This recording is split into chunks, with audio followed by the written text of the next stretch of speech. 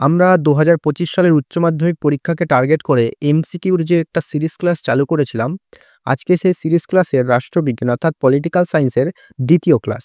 এর আগে একটা রাষ্ট্রবিজ্ঞানের ক্লাস দেওয়া হয়ে গেছে, তো সেগুলো দেখে আসো, তার লিঙ্ক ডেসক্রিপশনে রয়েছে। আর যারা নতুন তাদের একটা কথা বলে রাখি, আমরা উচ্চ মাধ্যমিক ২০২৫ কে টার্গেট করে একটা এমসিকিউ অর্থাৎ ছোট প্রশ্নের সিরিজ ক্লাস চালু করেছি। যেহেতু উচ্চ মাধ্যমিকে এমসিকিউ প্রশ্নের ওয়েটেজটা অনেকটাই বেশি, এমসিকিউ আর এসিকিউ অর্থাৎ শর্ট কোয়েশ্চেনের ওয়েটেজটা অনেকটাই বেশি।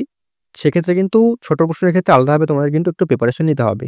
তাই তোমাদের প্রিপারেশনটা মজবুত করার জন্য আমরা একটা সিরিজ ক্লাস স্টার্ট করেছি। অর্থাৎ তোমাদের ফাইনাল পরীক্ষায় সমস্ত সাবজেক্ট থেকে ইতিহাস, রাষ্ট্রবিজ্ঞান, বাংলা, সংস্কৃত, এডুকেশন, মূলত এই সাবজেক্টগুলিতে তোমাদের ফাইনাল পরীক্ষায় যে কটা প্রশ্ন দেওয়া হয়, যেমন রাষ্ট্রবিজ্ঞানে ২৪টা এমসিকিউ দেওয়া হয়, তো আমরা ২৪টা এমসিকিউ প্রশ্নের বিভিন্ন সেট আলোচনা করব ক্লাসের মাধ্যমে, এবং সেই প্রশ্ন বা উত্তর থেকে আরও যে সমস্ত প্রশ্নগুলি হতে পারে সেগুলো একেবারে আলোচনা করব, এবং এর ফ্রি পিডিএফ তোমাদের দিয়ে দেবো। আর আজকে এই যে সেট, প্রথম একটা সেট করালাম ২৪টা এমসিকিউ প্রশ্ন, আজকে একটা সেট করাচ্ছি। তো এভাবে কিন্তু আরও মোটামুটি তোমাদের ১৯-২০ খানা কিন্তু সেট আলোচনা করব। এই সেটগুলো তোমরা যদি ভালো করে প্র্যাকটিস করো, এই ক্লাসগুলো প্রতিনিয়ত করো, তাহলে কিন্তু এমসিকিউতে সম্পূর্ণ নাম্বার পেতে পারবে। ক্লিয়ার? তো আজকের ক্লাসটা শুরু করছি, এবং পিডিএফটা তোমরা কি করে পাবে সেটা কিন্তু অবশ্যই ভিডিওতে দেখলে তোমরা বুঝতে পারবে যে পিডিএফটা তোমরা কি করে বিনামূল্যে পেয়ে যাবে। ক্লিয়ার? তো শুরু করছি আজকের ক্লাসটি, তো দেখে নাও। তো দেখো, প্রথম প্রশ্ন আমি অপশনগুলো রেখেছি। অপশনগুলো রাখার একটাই কারণ, যদি অপশন উত্তরগুলো থেকে, যে অপশনের যে উত্তরগুলো আছে সেখান থেকে যদি কোনো রকমের এক্সট্রা ইনফরমেশন বা এক্সট্রা কোনো কোয়েশ্চেন আসতে পারে, সেক্ষেত্রে আমি এগুলো বলে দেবো। তার জন্য কিন্তু অপশনগুলো রাখা হয়েছে। আমি প্রশ্ন উত্তরগুলো বলে দিচ্ছি, তোমরা কিন্তু চাইলে খাতায় লিখে নিতে পারো, অথবা পিডিএফ তোমরা কি করে পাবে তার জন্য সম্পূর্ণ দেখো।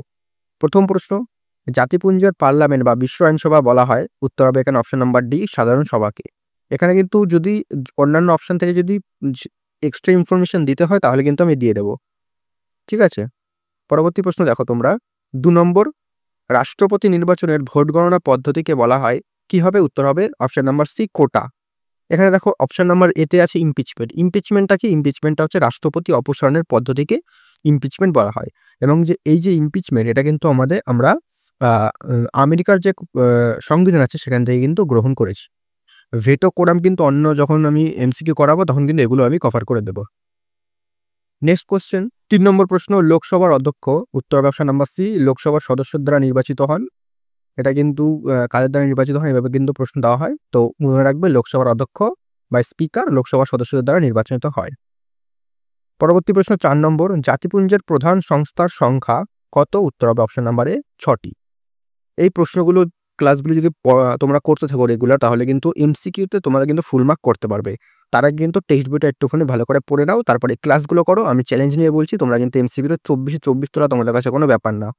আমি বিগত যে বছরগুলোর যে এমসিকিউ প্রশ্ন এসেছিল সেগুলো কিন্তু কম্পাইল করে একটা ভিডিও বানিয়ে দেবো, সেখানে সেগুলো তোমাদের আলোচনা করে দেবো, আর সের পিডিএফ তোমাদের সাথে শেয়ার করব। পরবর্তী প্রশ্ন, কত খ্রিস্টাব্দে আইনগত পরিষেবা কর্তৃপক্ষ বিধি আইন অনুযায়ী লোক আদালত গঠিত হয়েছে? উত্তর হবে অপশন নাম্বার এ, ১৯৮৭ সালে।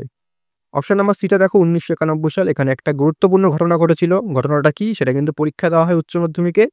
তোমরা যদি জানো অবশ্যই কমেন্ট করে জানাবে, কিন্তু আমি কিন্তু এই প্রশ্নটাও রেখেছি, তো প্রশ্নটা কিন্তু পরে তোমরা দেখতে পারো। ৬ নম্বর প্রশ্ন, বর্তমানে কলকাতা কর্পোরেশনের ওয়ার্ড সংখ্যা কত? উত্তর হবে option number B, ১৪। Next question ৭ নম্বর, পঞ্চায়েত ব্যবস্থার সর্বোচ্চ স্তর কি? অর্থাৎ পঞ্চায়েত ব্যবস্থার কিন্তু আমাদের ভারতীয় পঞ্চায়েত কিন্তু যে আছে ত্রিস্তরীয়, অর্থাৎ ৩টে স্তর আছে। সবচেয়ে উপরের স্তর কি? উত্তর হবে জেলা পরিষদ, অপশন নাম্বার বি। গ্রাম পঞ্চায়েতটা মনে রাখবে সবচেয়ে সর্বনিম্ন স্তর, অর্থাৎ সবচেয়ে শেষে, এবং যে পঞ্চায়েত সমিতি আছে কিন্তু দ্বিতীয় স্তরে, অর্থাৎ সবচেয়ে নিচে গ্রাম পঞ্চায়েত, তার উপরে পঞ্চায়েত সমিতি, এবং তার উপরে জেলা পরিষদ। এটা কিন্তু পরীক্ষায় দেওয়া হয়। ৮ নম্বর প্রশ্ন, ঠান্ডা যুদ্ধের অন্যতম প্রধান নেতৃত্ব প্রদানকারী দেশ হলো? উত্তর হবে অপশন নাম্বার সি, মার্কিন যুক্তরাষ্ট্র। নেক্সট, জেলা পরিষদের কার্যকালের মেয়াদ কত? অর্থাৎ কত তাদের কার্যকাল কতটা থাকে? উত্তর হবে অপশন নাম্বার সি, ৫ বছর। আর লোকসভার যদি বলা হয় তাহলে 5 বছর হবে। আর রাজ্যসভা কিন্তু স্থায়ী কক্ষ, সেটা কিন্তু কখনোই ভাঙে না। কিন্তু যদি বলে রাজ্যসভার সদস্যদের মূলত কার্যকাল কত? উত্তর হবে ৬ বছর। এছাড়া কিন্তু রাজ্যসভা একটা স্থায়ী কক্ষ, সেটা কিন্তু কখনোই ভেঙে যায় না। আর লোকসভা প্রতি ৫ বছর পর পর ভেঙে যায়। পরবর্তী প্রশ্ন, পার্লামেন্টের স্থায়ী কক্ষ হলো, একটু আগেই বললাম, অপশন নাম্বার বি হবে রাজ্যসভা, এবং লোকসভা হচ্ছে কিন্তু অস্থায়ী কক্ষ, যেটা প্রত্যেক ৫ বছর কিন্তু ভাঙে। এই বছর দেখলে তোমরা লোকসভা ভোট হলো, তো সেভাবেই কিন্তু হয়। পরবর্তী প্রশ্ন, জরুরি অবস্থা ঘোষণা করতে পারেন কে? এমার্জেন্সি, উত্তর হবে অপশন নাম্বার ডি, রাষ্ট্রপতি। আর মনে রাখবে ভারতে কিন্তু 3 ধরনের এমার্জেন্সি বা জরুরি অবস্থা হয়। একটা অর্থনৈতিক, একটা রাষ্ট্রপতি শাসন, একটা জাতীয় জরুরি অবস্থা। ঠিক আছে? আর অর্থনৈতিক জরুরি অবস্থা কিন্তু এখনো পর্যন্ত ভারতে একবারও লাগু হয়নি। এটা কিন্তু পরীক্ষায় দেওয়া হয়। পরবর্তী প্রশ্ন, পৌরসভার কয়টি ওয়ার্ড নিয়ে বড় কমিটি গঠিত হয়? উত্তর হবে 6টি। পরবর্তী প্রশ্ন, ক্রেতা সুরক্ষা আইন সংশোধিত হয় কবে? উত্তর হবে অপশন নাম্বার সি, 2002 সালে। নেক্সট, দেওয়ানি মামলার ক্ষেত্রে সর্বনিম্ন আদালত হলো? উত্তর হবে অপশন নাম্বার ডি, ন্যায় পঞ্চায়েত। এটাও কিন্তু খুব গুরুত্বপূর্ণ একটা প্রশ্ন। আর এই প্রশ্নগুলো কিন্তু বিগত বছর বা টেস্ট পরীক্ষায় কিন্তু আসা প্রশ্ন। এগুলো কিন্তু এমনি এমনি কোনো জায়গা দিয়ে উঠিয়ে নেওয়া হয়নি। এই প্রশ্নগুলো কিন্তু খুব গুরুত্বপূর্ণ। তোমরা বারবার কিন্তু প্রশ্নগুলো খাতায় লিখে প্র্যাকটিস করবে। নেক্সট প্রশ্ন, সম্মিলিত জাতিপুঞ্জের মহাসচিবের কার্যকালের মেয়াদ কত? উত্তর হবে 5 বছর। খুব গুরুত্বপূর্ণ। পরবর্তী প্রশ্ন, কলকাতা মহানগরের সর্বোচ্চ আদালত কি? উত্তর হবে মহানগরীয় ম্যাজিস্ট্রেটের আদালত। নেক্সট, ড্যাশ বিভাগকে সংবিধানের অভিভাবক বলে মনে করা হয়? উত্তর হবে বিচার বিভাগকে। অর্থাৎ ইন্ডিয়ান জুডিশিয়ারিকে কিন্তু বিভাগকে কিন্তু সংবিধানের কি অভিভাবক হিসেবে মনে করা হয়। পরবর্তী প্রশ্ন, ঠান্ডা লড়াইকে গরম যুদ্ধ না বলে যুদ্ধের একটি নতুন কৌশল বলেছেন কে? উত্তর হবে ফ্রিডম্যান। এটা কিন্তু খুব গুরুত্বপূর্ণ একটা প্রশ্ন।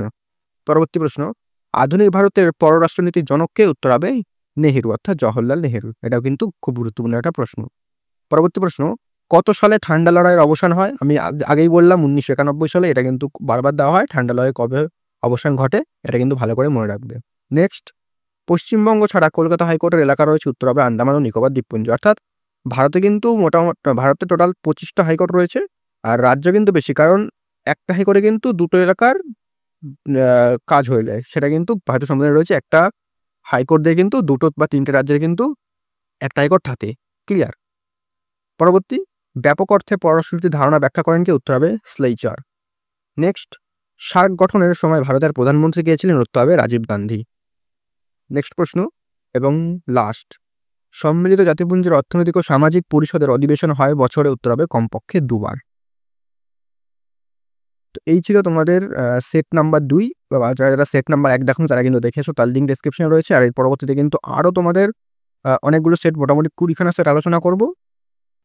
আর যারা এই সম্পূর্ণ ক্লাসগুলি করবে তাদের আমি চ্যালেঞ্জ নিয়ে বলছি, তোমরা কিন্তু উচ্চ মাধ্যমিক 2025 সালে এমসিকিউতে কিন্তু ফুল নাম্বার পাবে। আর অন্যান্য সাবজেক্টেরও কিন্তু এভাবেই ক্লাস নেব। আর বড় প্রশ্ন এবং বড় প্রশ্নের নোটসের ভিডিও কিন্তু খুবই তাড়াতাড়ি আসবে। আর তোমরা স্ক্রিনে একটা হোয়াটসঅ্যাপ নাম্বার দেখতে পাচ্ছ, সেই হোয়াটসঅ্যাপ নাম্বারে কিন্তু মেসেজ করলে এই পিডিএফটা বিনামূল্যে পেয়ে যাবে। তো দেখা হচ্ছে পরবর্তী ভিডিওতে নতুন কোনো আপডেট ও সাজেশন নিয়ে।